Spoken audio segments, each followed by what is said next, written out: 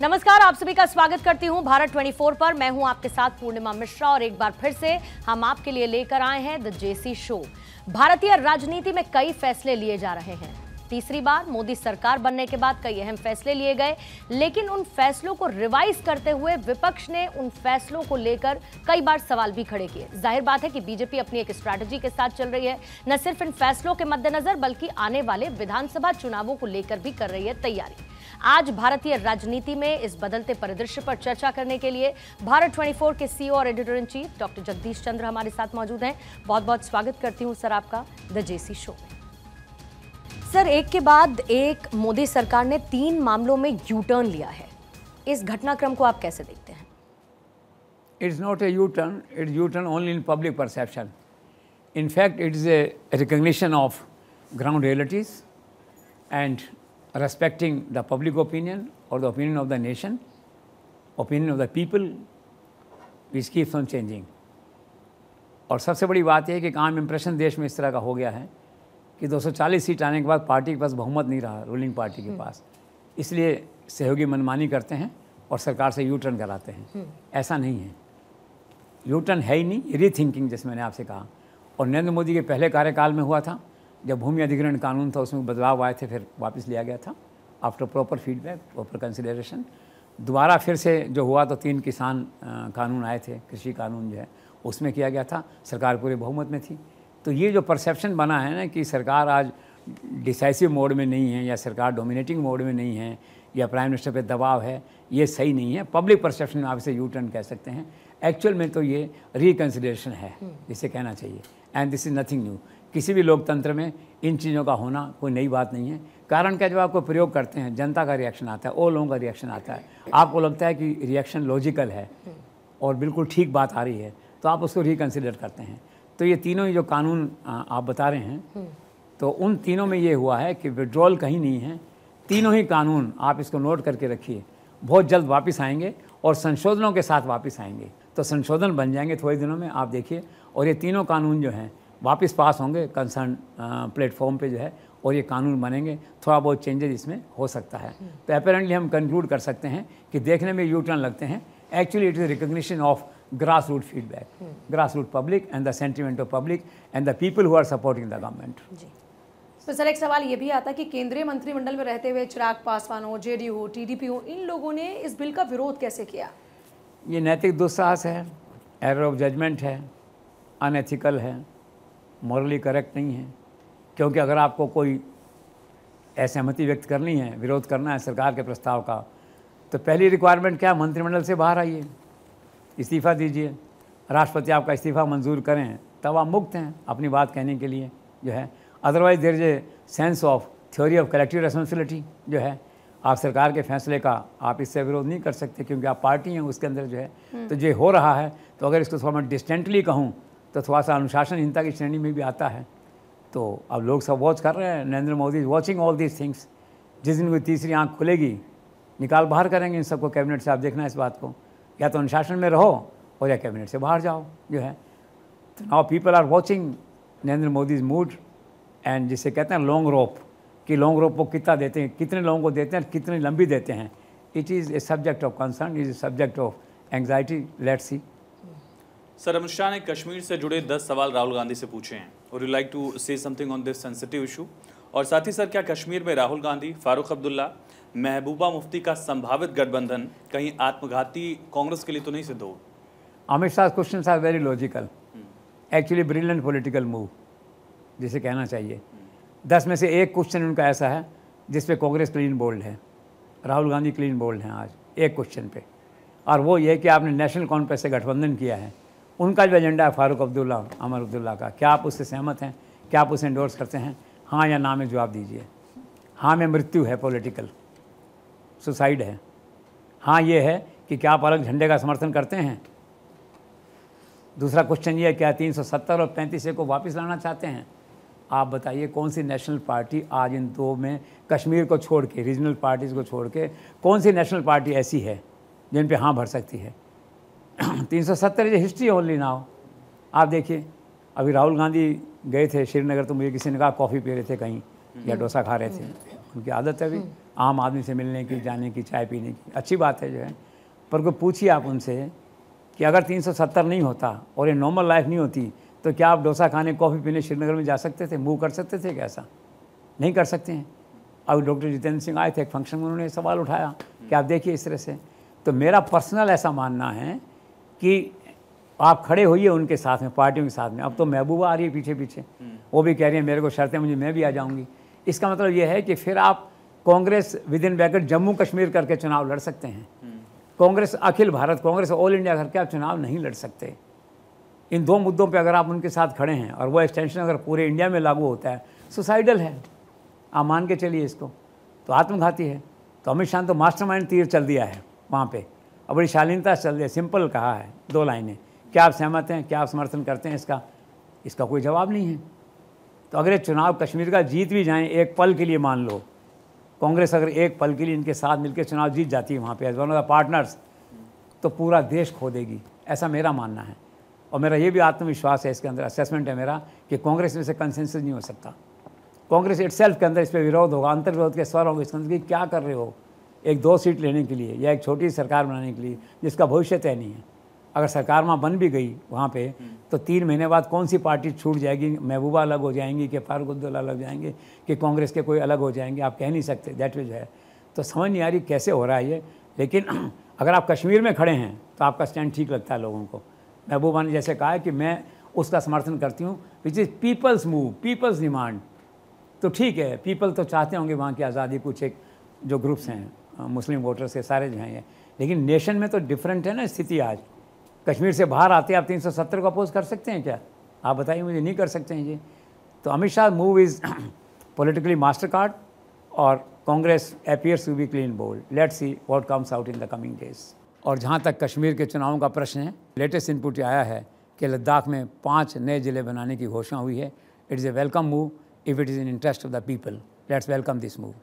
Sir, एक सवाल ये भी उठता है कि चुनाव के बाद जो प्रतिबंधित संगठन हैं, क्या उनके सदस्य इंडिपेंडेंट चुनाव लड़कर विधानसभा पहुंच सकते हैं? ये एक बहुत चिंता का विषय है जो है। पहले पिछली बार लोकसभा में 3 लोग जीत के आ गए अलग से, वो पंजाब वाले खालिस्तान की बात कर रहे थे, बैठे बैठे निर्दलीय वहाँ जेल में चुनाव जीत गए। आप देखिए, एक कश्मीर के थे वो इंडिपेंडेंट जीत गए, तिहाड़ जेल में बंद है यहाँ पे, दैट वे जो है वो यहाँ जीत गए। तीसरे वो जो पंजाब में हैं, एक उग्रवादी थे, उनके बहुत क्लोज रिलेशन में हैं, वो चुनाव जीत गए। 3 लोग वहाँ पे जो है चुनाव जीत गए, वहाँ पे फरीदकोट सीट जो है वहाँ से वो चुनाव जीत गए।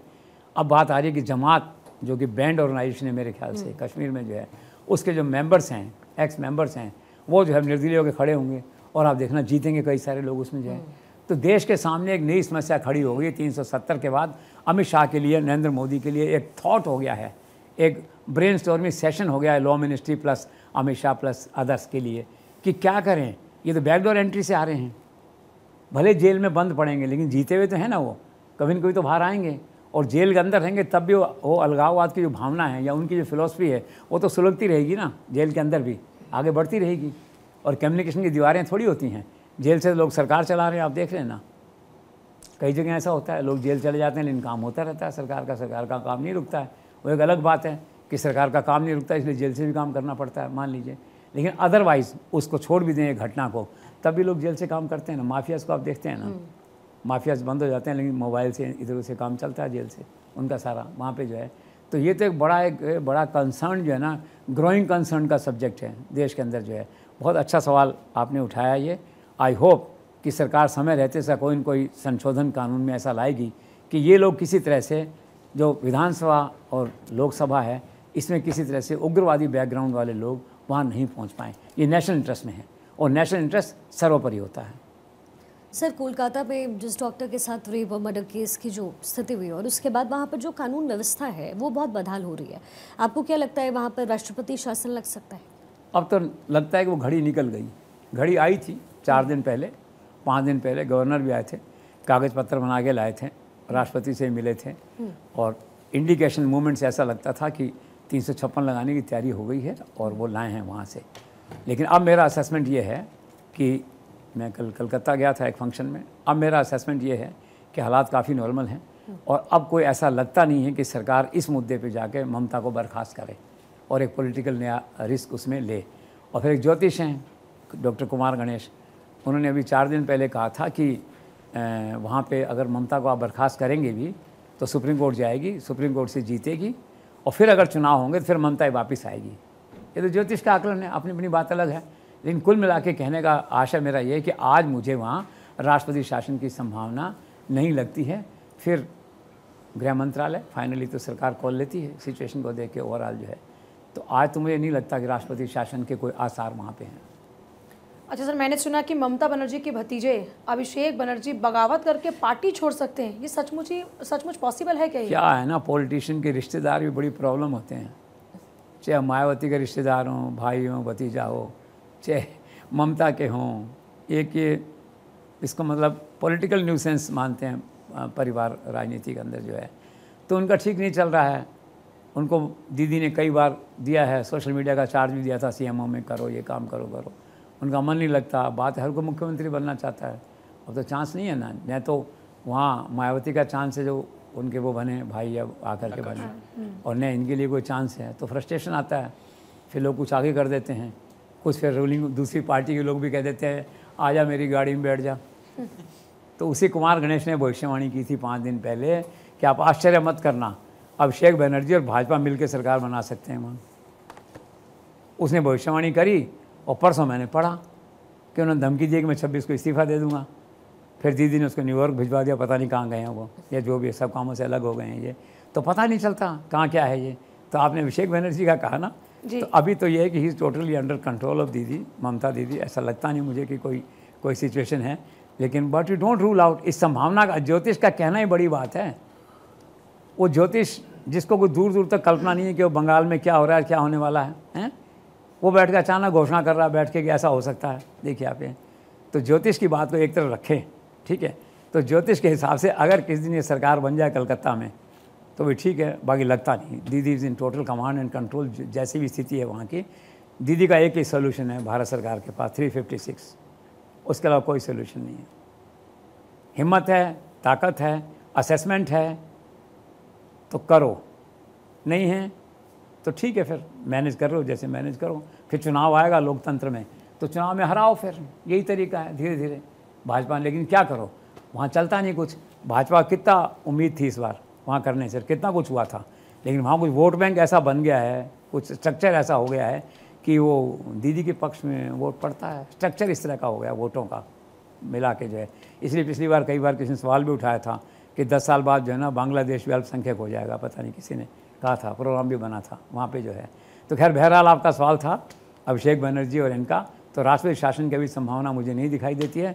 अभिषेक बनर्जी के लिए कुछ भी कहा जा सकता है, लेकिन मुझे डर है अगर उसे ऐसा करेगा तो उसका इसका हाल नहीं हो जाए। सोरेन ये आए थे अभी जो, 7 आदमी लेके आऊँगा, चंपाई सोरेन, हाँ 7 लेके आऊँगा, 2 पे एक पे सिमट गया, 2 पे सिमट गया, ऐसा नहीं हो।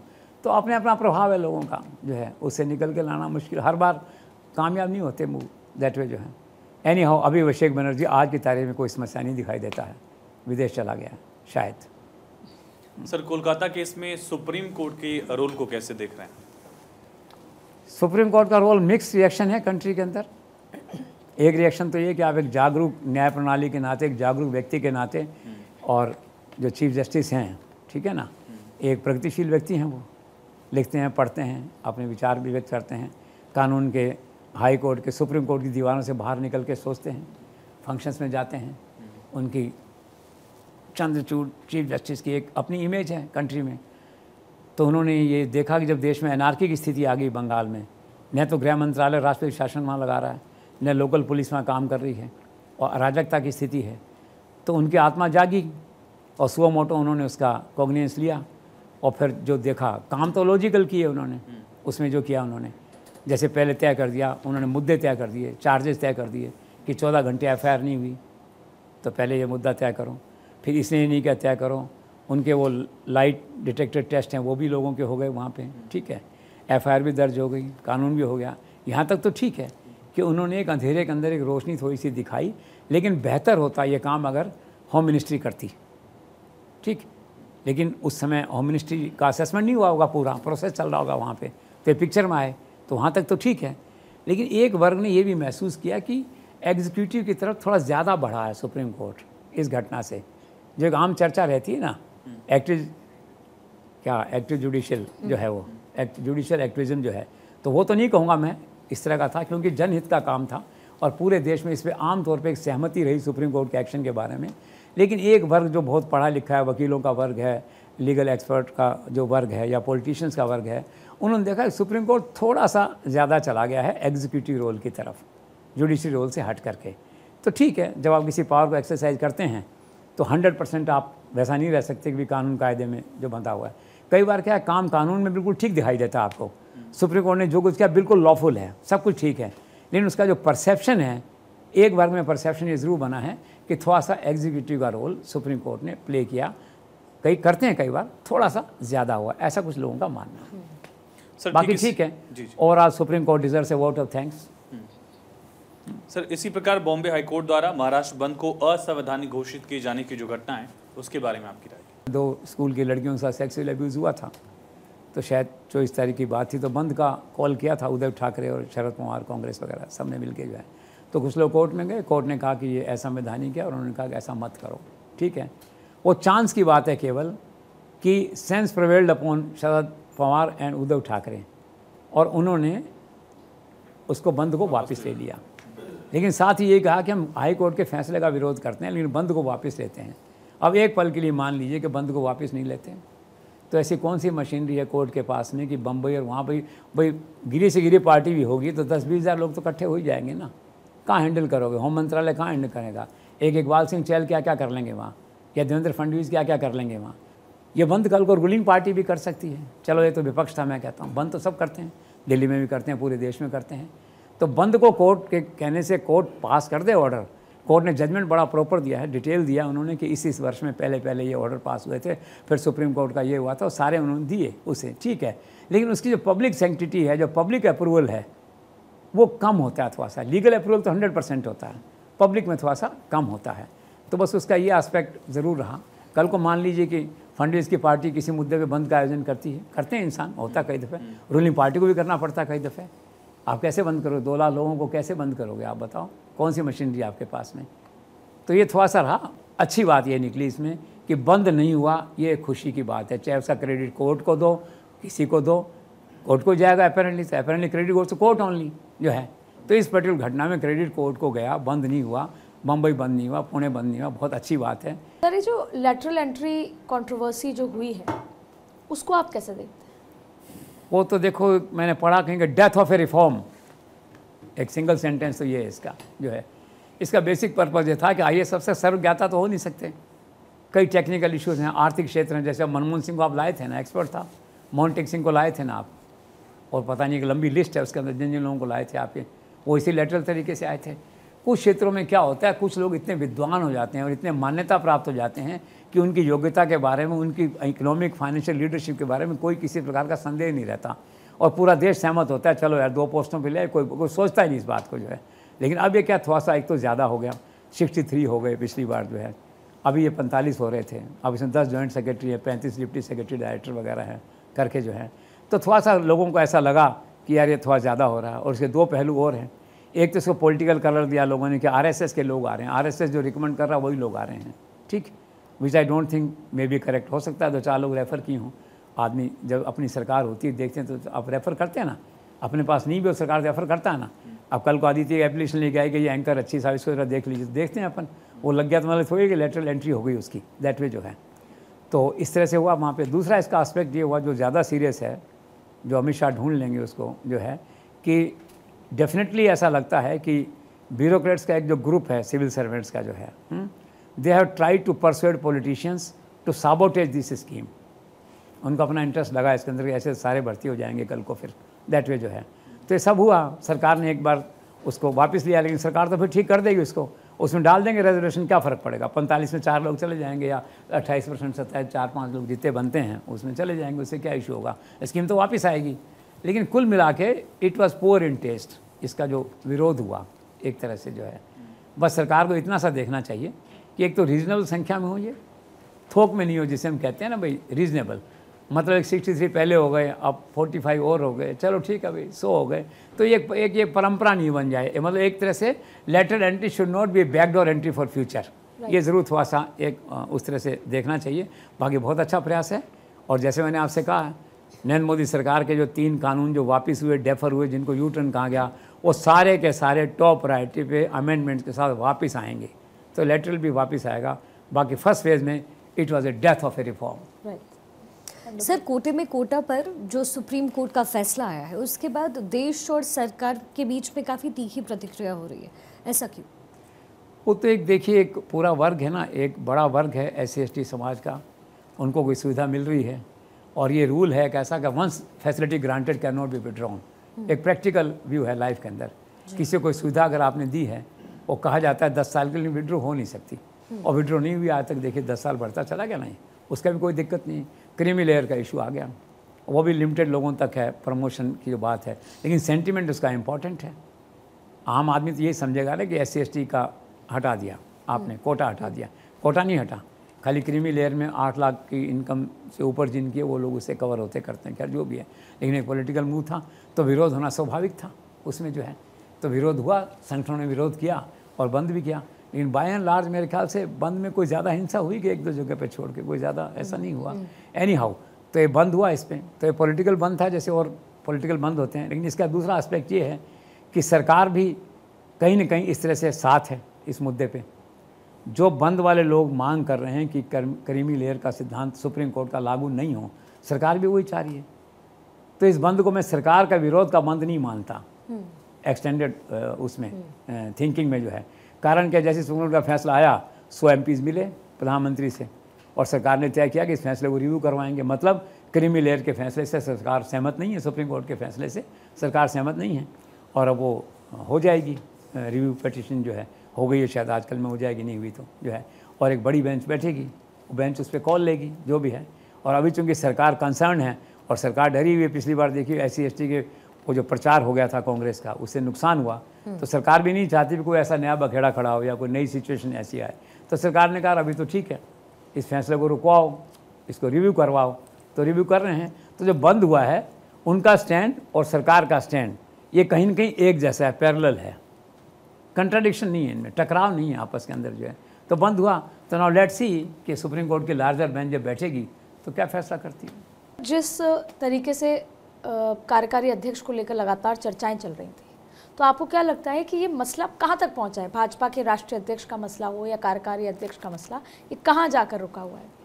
मुझे ऐसा लगता है कि इस मुद्दे पे RSS और भाजपा के बीच कोई सहमति नहीं बन पा रही है एज ए संगठन, जिसे कहना चाहिए। तो इसलिए शायद डिले हो रहा है, ऐसा मुझे लगता है। आई मे नॉट बी करेक्ट, जितना जानकारी है उतनी जानकारी होती है। अभी राजनाथ सिंह के घर पे बैठक हुई थी, RSS के एक टॉप फंक्शनरी भी थे वहाँ पे, अरुण कुमार भी थे उनके साथ, हाँ वो जो लोग थे वहाँ पे, शायद सरकार के लोग भी थे 1-2 जो हैं। मेन मुद्दा ये इस बात का है कि RSS ये चाह रहा है कि संगठन पे हमारा अधिकार रहे। कहीं ना कहीं उनको ऐसा लगता है कि संगठन उनके हाथ से निकल गया है, जो पहले मैंने कहा था जो है। तो चाहते हैं वापस लाए, संगठन हमारे पास रहे। और संगठन और सरकार जो पार्टी भाजपा और RSS की बात करते हैं अगर, तो वो तो आत्मा और प्राण वाली बात है, तो डिबेटेबल सब्जेक्ट है। तो क्या होगा? तो बहरहाल ये है कि फैसले वही हो रहे हैं जो नरेंद्र मोदी अमित शाह कर रहे हैं। इसलिए ऐसा माना जा रहा है कि शायद देवेंद्र फडणवीस का तय हो जाए। हालांकि आदित्य बता रही थी कि भी धर्मेंद्र प्रधान का है, लेकिन पता नहीं क्यों मुझे लगता है कि फडणवीस का है। और उनके लिए सरकारी मकान भी देखा जा रहा है दिल्ली के अंदर के, अगर आते हैं तो कहाँ रहेंगे, जैसे प्रोसीजरल सब बातें होती हैं। तो कुल मिला के ये है कि ये डिले इसलिए हो रहा है शायद कि RSS और भाजपा में एक आम सहमति किसी नाम पे नहीं बन पा रही थी या नहीं बन पा रही है, और ऐसी आशा की जानी चाहिए कि सहमति बन जाएगी। और उसमें मेरा व्यू ये है कि जो फाइनल शॉट्स हैं तो Modi Amit Shah will be calling the final shots, ऐसा मेरा आकलन है। तो लेट्स सी, देवेंद्र फडणवीस जी बनते हैं अगर, तो कौन कह सकता है कि मोदी शाह के आदमी नहीं है? कौन कह सकता है? कोई नहीं कह सकता दैट इज है। तो let's see what finally comes out. लेकिन ये कोई इशू नहीं है, बन जाएगा पार्टी अध्यक्ष। अभी नड्डा जी काम कर रहे हैं अच्छे से, चुनाव होंगे शायद उसके बाद ही होगा, कार्यकारी अध्यक्ष बनेगा थोड़े दिन, वो बन जाएगा। तो कोई प्रॉब्लम नहीं है, लेकिन डिले थोड़ा हो रहा है ऐसा लगता है। सर, किसी ज़माने में कश्मीर में RSS का चेहरा रहे राम माधव, उनकी ऐसा लग रहा है कि मुख्य धारा में उनकी वापसी हो रही है, इसको आप कैसे देखते हैं? ये एक इम्पॉर्टेंट डेवलपमेंट है। अब मैं निश्चित तौर पर नहीं कह सकता कि वापसी प्रधानमंत्री अमित शाह ने करवाई है कि या कि मोहन भागवत ने करवाई है, लेकिन अखबारों में प्रचार ऐसा है कि RSS के कहने से उनकी वापसी हुई है। Which I am not very sure, मतलब कि अभी तक मेरा ये पक्का मानना है कि कोई भी फैसला पार्टी का बड़ा फैसला नरेंद्र मोदी अमित शाह की स्पेसिफिक सहमति के बिना नहीं हो सकता, ऐसा मेरा मानना है। हो सकता है आरएसएस ने परसू किया हो, परसुएड किया हो और उन्होंने एग्री किया हो उसको, लेकिन अखबारों का ये प्रचार सही नहीं है कि वो आरएसएस ने अपना वो ट्राई किया और उसको ला के वहाँ पर लाए हैं। वन सेकेंड ये कि इट्स ए वेलकम मूव किसी ने किया हो, आप यूँ मानिए उनका काफ़ी अच्छा रहा है वहाँ पहले नॉर्थ ईस्ट में, और इसमें बहुत मेहनत की उन्होंने। और पहले जो गठबंधन होते थे भाजपा का गठबंधन हुआ था जी, उसका क्रेडिट उनको था। उन दिनों में अमित शाह और इस तरह का नहीं था ज़्यादा, और इस तरह का जो है तो लोअर लेवल पे काम दिया हुआ था, तो सारा जो है ये। अब तो कुछ भी वहाँ अमित शाह के बिना पूछे कश्मीर में नहीं होता है, आप देखते हैं, क्योंकि is master mind the art. सारा 370 वगैरह उन्होंने इम्प्लीमेंट किया, सारा कश्मीर पॉलिटिक्स पे पूरी उनकी पकड़ है। एनी हाउ, तो Ram Madhav is a welcome entry, और उनके आने से ज़रूर मजबूत होगा। लेकिन फिर वही सवाल आएगा, राम माधव करेंगे क्या? सारा काम तो अमित शाह कर चुके हैं, गठबंधन कुछ हो नहीं रहा है इस तरह का। इक्का दुक्का कोई गठबंधन होना था उग्रवादी के साथ में, तो मैंने सुना आरएसएस ने ऐतराज़ किया कि एक सीट के लिए क्यों अपना धर्म खराब करें, क्यों उग्रवादी की संगठन से जोड़ें। तो चलो छोड़ो, जाने दो जो वहाँ पे है। तो उनकी जो मास्टरी है राम माधव की, वो अलायंसेस करने में है, तो अलायंसेस तो कोई ज़्यादा गुंजाइश है। लेकिन ठीक है, आरएसएस का पुराना चेहरा है, पुराने व्यक्ति हैं, काम करेंगे तो पार्टी का फ़ायदा ही होगा। लेकिन ये फैक्ट है कि एक लंबे समय बाद उनकी मुख्य धारा में वापसी हुई है, विच मी से is a welcome move. Sir, Mysore land scandal में फंसे कर्नाटक के मुख्यमंत्री सिद्धरामैया का पॉलिटिकल करियर कैसे देखते हैं आप? जन्मपत्री भाग्य, उसमें लिखा वही होगा। अभी तो हाई कोर्ट का टेम्पररी स्टे है, बट यू नेवर नो, क्योंकि कागज़ पत्तर जो बने हैं काफ़ी मजबूत बनाए हैं लोगों ने, राजभवन में वकीलों ने बनाए होंगे बैठ के, सेक्रेटरी ने बनाए होंगे, बनाते हैं। Governor has every right to consult senior lawyers जो है, तो कागज़ काफ़ी मजबूत हैं। अब वहाँ से अगर चूके तो सुप्रीम कोर्ट आएंगे जो है। सुप्रीम कोर्ट में एक ट्रेंड तो इस तरह का राहत देने का है थोड़ा सा इन दिनों जो है, तो राहत मिल गई उनको। तो जैसे येदियुरप्पा का वो जो पॉप्सो का केस था, एक्ट का, पॉप्सो एक्ट का जो केस था महिला उत्पीड़न का, वो स्थगित हो गया, तो ना ही सेफ। तो ये भी संभावना है कि सुप्रीम कोर्ट जब वो आएंगे तो सुप्रीम कोर्ट पक्का आएंगे, क्यों वो नहीं आएंगे तो सामने वाले लोग आएंगे, सुप्रीम कोर्ट ही डिसाइड करेगा।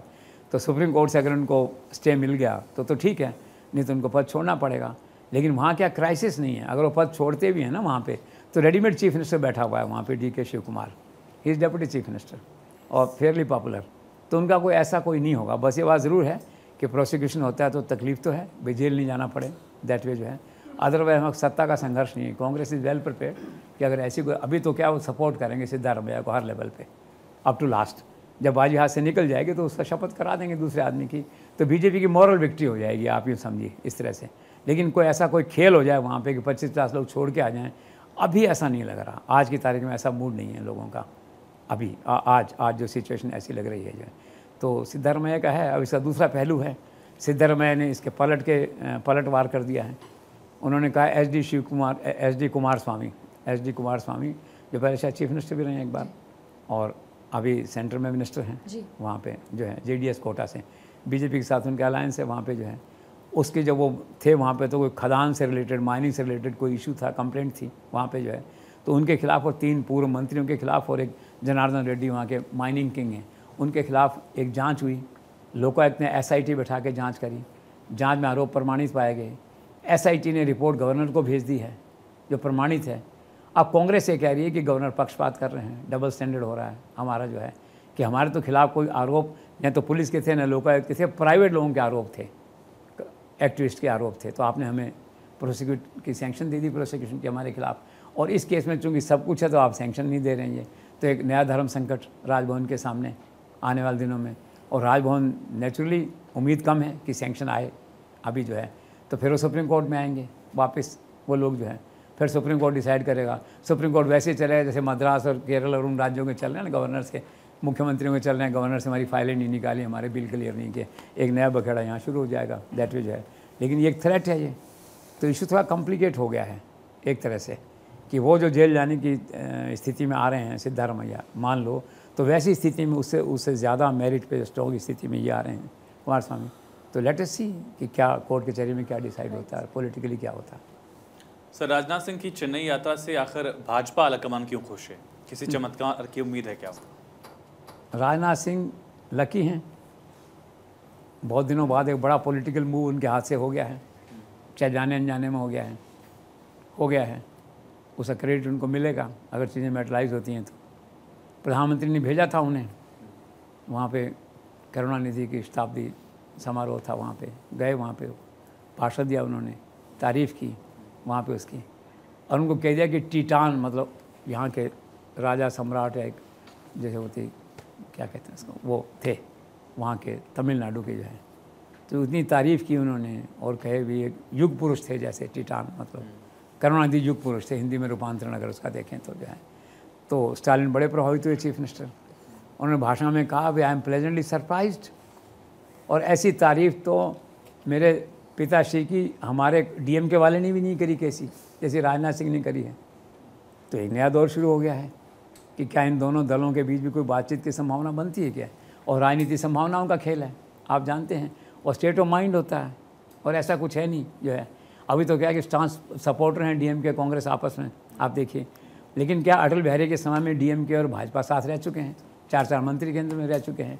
तो राजनाथ सिंह के हाथ से जाने अनजाने में एक संभावना वहाँ जन्म ले रही है, वहाँ पे जिसको अमित शाह पकड़ लेंगे उस बात को आगे कैरी फॉरवर्ड करने के लिए।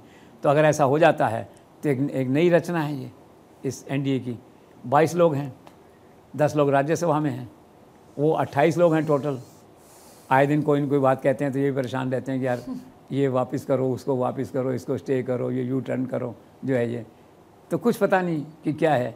लेकिन राजनाथ सिंह की इसलिए यात्रा से भाजपा वाले खुश हैं, और आला कमान खास करके क्यूरियस है और एक्साइटेड है देखने के लिए कि ये बात क्या आगे बढ़ती है, कि ये वाली बात क्या वापस से भाजपा डीएमके एक हो सकते हैं, क्या अलायंस आपस में हो सकता है कि इस तरह का। So let's see, interesting. Sir, क्या सरकारी कर्मचारियों के लिए नरेंद्र मोदी सरकार की नई पेंशन योजना 5 राज्यों के चुनाव के मद्देनजर गेम चेंजर है? ऑफ कोर्स है। अब इसका इनिशियल रिएक्शन आया नहीं उस तरह से कर्मचारी नेताओं से, लेकिन जो थोड़ा बहुत जो आया है, जितना आया है वो अच्छा आया है। और इसका ब्रेन चाइल्ड जो है प्रधानमंत्री ने उनको बनाया था, अश्विनी वैष्णव को, उन्होंने पूरा होमवर्क के स्कीम को बनाया और ऐसा बना दिया है कि 25 साल की नौकरी अगर आपकी हो गई है तो बेसिक पे का 50% आपको मिल जाएगा, और किसी भी इसमें कब भी आप रिटायर होंगे छोड़ के जाएंगे तो 10,000 रुपये मिनिमम आपको पेंशन तब भी मिलेगी, और फिर महंगाई भत्ता वगैरह बढ़ता करता है ये जो है। तो मूव तो मास्टर है और पॉपुलर मूव लगता है मुझे ये, और नरेंद्र मोदी खुद ने पहल करी इसके लिए और कर्मचारी नेताओं को बुलाया, उनके साथ बातचीत करी। पर्दे के पीछे रहे नरेंद्र मोदी 6 महीने तक, फिर एकदम से सामने आए जब फाइनल हो गई सारी बातें, जब वैष्णव ने सब लोगों से 100 से ज़्यादा यूनियन से बातचीत होगी, सब कुछ हो गया तो आ गई। तो फेस वैल्यू पे तो यही लग रहा है कि पॉपुलर स्कीम है, और इसने कांग्रेस की जो ओपीएस इसको पीट दिया है ऐसा लगता है। और अब क्या है कि केंद्र सरकार ने और भाजपा ने कहा है कि जो राज्य लागू करना चाहें कर सकते हैं, ऑप्शन है आपको जो है ये। तो महाराष्ट्र ने कल रात ही लागू कर दिया इसको, तो ऐसे लगता है बीजेपी की सारी रूल्ड स्टेट्स हैं ये हो जाएगा। तो अगर ये हुआ तो चुनाव आ रहे हैं सामने, दिल्ली का चुनाव आ रहा है, हरियाणा का चुनाव आ रहा है, देखिए झारखंड का चुनाव आ रहा है, सारे चुनाव आ रहे हैं, कश्मीर का चुनाव आ रहा है, महाराष्ट्र का चुनाव आ रहा है। अब देखिए, तो ये गेम चेंजर हो सकती है। कांग्रेस के हाथ में एक जो गोल्डन छड़ी जिसे कहते हैं आ गई थी इसकी ओपीएस की जो है, वो छिन सकती है उनसे जो है। तो let us see for another 15-20 days कि इसका फाइनल रिएक्शन इस स्कीम का कैसे किस तरह से आता है। अगर ये स्कीम एक्सेप्टेबल होगी सब केंद्रीय कर्मचारियों में, सब में जो है ये, तो फिर निश्चित तौर पे गेम चेंजर होगी ये। और जो कांग्रेस को सपोर्ट मिलता था सरकारी कर्मचारियों का ओपीएस के कारण से, वो बढ़ जाएगा या कम हो जाएगा, ऐसा लगता है। बिल्कुल। और जैसा कि आपने कहा मैजिक वॉन्ड है, तो वो किसके हाथ में कैसी रहती है वो भविष्य के गर्त में है, लेकिन क्योंकि भारतीय राजनीति से जुड़े हुए तमाम मुद्दों पर जो आपकी भविष्यवाणी रहती है जेसी सर, वो अक्सर सच साबित होती है। तो आज भी कई सवालों में ऐसी बहुत सारी भविष्यवाणियां आपने की हैं। बीजेपी की स्ट्रैटेजी, विपक्ष का परसेप्शन, ये सब कुछ आने वाले समय में भारतीय राजनीति में किस तरीके से उभर कर सामने आता है, देखना होगा। बहुत बहुत शुक्रिया सर आपका द जेसी शो का हिस्सा बनने के लिए, और सभी दर्शकों का भी बहुत बहुत धन्यवाद हमारे साथ जुड़ने के लिए। एक छोटा सा ब्रेक इसी के साथ, बने रहिए भारत 24 के साथ।